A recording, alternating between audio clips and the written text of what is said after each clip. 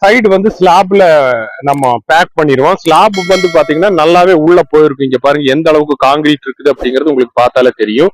இதுவுமே வந்து உங்களுக்கு லீக்கேஜுக்கோ வேற வாய்ப்பே கிடையாது. ஏன்னா இது ஃபுல்லுமே வந்து நல்லா கவர் பண்ணியிருப்போம். அதாவது காங்கிரீட் பேஸ்ட் வச்சு இதை வந்து நல்லா கலவை, அதாவது கலவை வச்சு இதுல நல்லா பேக் பண்ணியிருப்போம். உங்களுக்கு வந்து இதுலயுமே லீக்கேஜ் வர்றதுக்கு எந்த வாய்ப்புமே கிடையாது. ஸ்லாபினுடைய திக்னஸ் பாத்தீங்கன்னா இந்த அளவுக்கு இருக்கும். அதுவும் நல்ல ஹெவியான ஸ்லாபா தான் நம்ம போட்டிருப்போம். இந்த வாட்டர் டேங்க் வந்து பாத்தீங்கன்னா ஒரு மணி நேரத்துல உங்களுக்கு வந்து ஃபிட் பண்ணி கொடுத்துருவோம். இது நீங்க எப்படி யூஸ் பண்றீங்க அப்படின்னா, இதுக்கு மேல வந்து பாத்தீங்கன்னா இந்த மாதிரி மூடி இருக்கு. இந்த மூடி வந்து மேல வந்துடும். நாங்க இப்ப கீழே கவுத்தி வச்சிருக்கோம். ஏன் அப்படின்னு பாத்தீங்கன்னா, உங்களுக்கு வந்து மழை தண்ணி உள்ள போயிடுச்சுன்னா இதை மறுபடியும் திருப்ப முடியாது. அதனால வந்து மூடி வந்து கீழே வாக்குல வர்ற மாதிரி இப்ப சரிச்சு வச்சிருக்கோம். இது வந்து டாப் பொசிஷன்ல வரும். அதுக்கு மேல வந்து பாத்தீங்கன்னா இந்த மாதிரி காங்கிரீட் மூடி இருக்குங்க, இது அந்த மூடி. இதுல வந்து தண்ணி வந்து உள்ள போற பைப்பு, இது வெளியே வர்றது எப்படி வேணாலும் யூஸ் பண்ணிக்கலாம். இது வந்து ஒரு 2 இன்ச் பைப்